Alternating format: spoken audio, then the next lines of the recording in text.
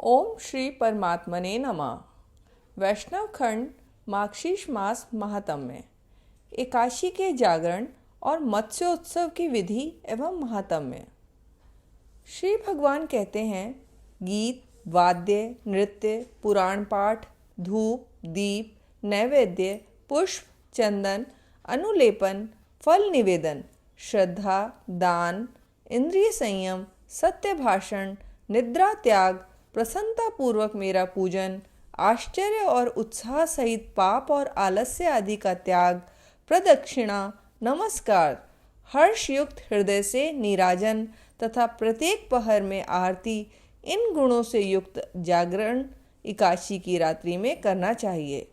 जो इस प्रकार भक्ति पूर्वक जागरण करता है वह पुनः इस संसार में जन्म नहीं लेता। यदि कोई कथावाचक मिले तो एकादशी के जागरण में पहले पुराण पाठ की व्यवस्था करनी चाहिए। जो अविद्ध एकादशी के दिन रात में मेरे लिए जागरण करते हैं उनके बीच में मैं प्रसन्न होकर नृत्य करता हूँ। जो एकादशी की रात में जागरण करते समय दीपदान करता है वह एक एक निमेष में गोदान का फल पाता है। जो जागरण में मेरे लिए कपूर और गुग्गुल मिला हुआ धूप देता है वह अपने लाखों जन्म की पाप राशि को भस्म कर डालता है। मेरे लिए जागरण करते समय जो भक्ति पूर्वक पुराण की पुस्तक बाँचता है वह मेरे समीप निवास करता है। मेरी परिक्रमा करने से विद्वानों ने जिस फल की प्राप्ति बताई है वह पुण्य फल 4 करोड़ यज्ञों से भी नहीं प्राप्त हो सकता। जो जागरण काल में मेरे बाल चरित्रों का पाठ करता है वह कोटि सहस्त्र युगों तक श्वेत द्वीप में निवास करता है। जो रात्रि में गीता और विष्णु सहस्त्र नाम का पाठ करता है वह उसके साथ जागरण करने से वेद और पुराणों में बताए हुए सभी पुण्य फलों को पाता है। जो मन, वाणी और क्रिया द्वारा जागरण करते हैं उनकी मेरे लोक से किसी प्रकार की भी पुनरावृत्ति नहीं होती। बहुत पुत्रों के उत्पन्न होने से क्या लाभ? एक ही गुणवान एवं भक्त पुत्र हो तो एकादशी के जागरण से समस्त पूर्वजों को तार दे। जो मेरे द्वारा कहे हुए जागरण के महात्म्य को भक्ति पूर्वक पढ़ता है वह 100 पीढ़ियों का उद्धार कर देता है। अनजाने में या जानबूझकर जो पातक किया गया है पूर्व जन्म में और इस जन्म में ही जिस पाप राशि का संचय किया गया है एकादशी के जागरण से उन सब का नाश हो जाता है। चतुरानन जो द्वादशी के इस महात्म्य को पढ़ता अथवा सुनता है वह सब पापों से शुद्ध होकर सनातन गति को प्राप्त होता है। द्वादशी व्रत के प्रभाव से सदा धर्म पर बुद्धि स्थिर रहती है। मेरे प्रति अत्यंत निर्मल भक्ति का उदय होता है और मनुष्य को पाप नहीं लगता। मार्गशीर्ष शुक्ल पक्ष की द्वादशी तिथि में विद्वानों को प्रातःकाल विधि पूर्वक मत्स्योत्सव मनाना चाहिए। उसकी विधि इस प्रकार है। मार्गशीर्ष मास की दशमी तिथि को मन और इंद्रियों को संयम में रखते हुए बुद्धिमान पुरुष देव पूजन के पश्चात विधि पूर्वक अग्नि स्थापन करे। उसके बाद शंख, चक्र, गदा, किरीट तथा पीताम्बर धारण करने वाले सर्व लक्षण लक्षित मुझ प्रसन्न वदनारविंद गोविंद का ध्यान करके हाथ में अर्घ्य के लिए जल ले और मुझे सूर्यमंडल में स्थित जानकर उस हाथ के जल से अर्घ्य दे। उस समय इस प्रकार प्रार्थना करनी चाहिए। कमल के समान नेत्रों वाले भगवान अच्युत, मैं एकादशी को निराहार रहकर दूसरे दिन भोजन करूँगा, आप मेरे रक्षक हों। तदनंतर रात्रि में मेरे विग्रह के समीप बैठकर विधि पूर्वक ओम नमो नारायणाय इस मंत्र का जप करें। एकादशी को प्रातःकाल किसी स्वच्छ जल वाली समुद्रगामिनी नदी के समीप जाकर अथवा दूसरी किसी नदी या तड़ाक के समीप पहुंचकर आगे बताए जाने वाले मंत्र से वहाँ की मिट्टी लें। धारणम पोषणम त्वत्तो भूतानां देवी सर्वदा तेन सत्येन मे पापम यावन मोचय सुव्रते।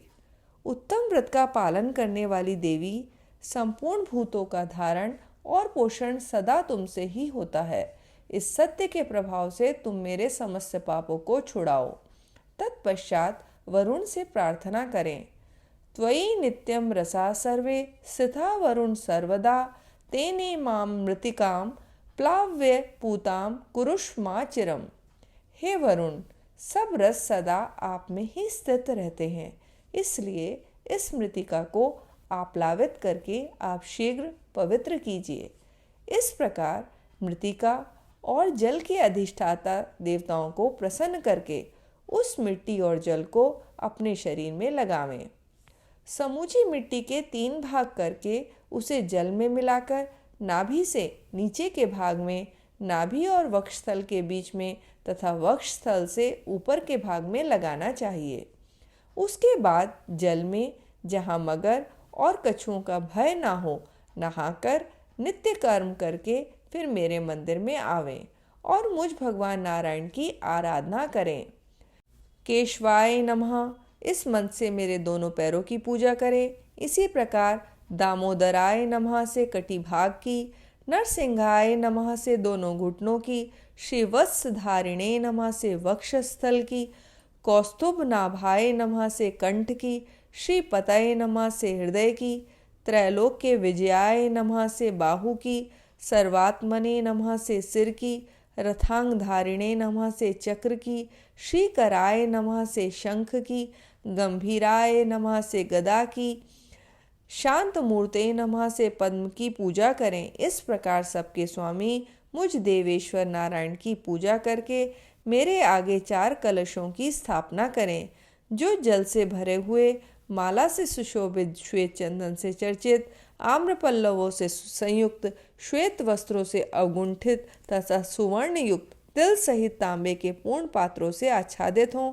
उन सब के मध्य में एक पीठ, छोटी सी चौकी स्थापित करें, जिसके ऊपर वस्त्र बिछा हुआ हो। उस पीठ के ऊपर एक पात्र रखें और उसे जल से भर दें। फिर उसमें मत्स्य अवतार भगवान की सुवर्णमयी प्रतिमा रखें। उस प्रतिमा में देवाधिदेव भगवान के सभी अंग स्पष्ट होने चाहिए। उनके हाथ श्रुतियों और स्मृतियों के ग्रंथों से विभूषित हों। वहाँ अनेक प्रकार के भक्ष्य पदार्थों, फल, फूल, गंध, धूप और वस्त्र आदि सामग्रियों से विधि पूर्वक भगवान की पूजा कर कर यह प्रार्थना करें। रसातल गतावेदा यथा देव त्वयोद्धृता मत्स्य रूपेण तद्नाम भवादुद्धर केशव। देव केशव पूर्व काल में मत्स्य रूप धारण करके आपने जिस प्रकार रसातल में गए हुए वेदों का उद्धार किया, उसी प्रकार मेरा भी इस संसार से उद्धार कीजिए। ऐसा कहकर भगवान के आगे जागरण करें। फिर प्रातःकाल होने पर वे 4 कलश 4 ब्राह्मणों को दें। भगवान मत्स्य की मूर्ति को गंध, धूप और वस्त्र आदि से पूजित करके आचार्य को दे दें।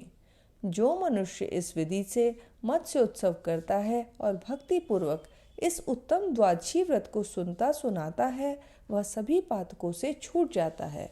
इस प्रकार श्री स्कंद पुराण के अनुसार एकादशी के जागरण और मत्स्य उत्सव की विधि एवं महात्म्य नामक अध्याय संपूर्ण हुआ। हरि ओम तत्सत, हरि ओम तत्सत, हरि ओम तत्सत।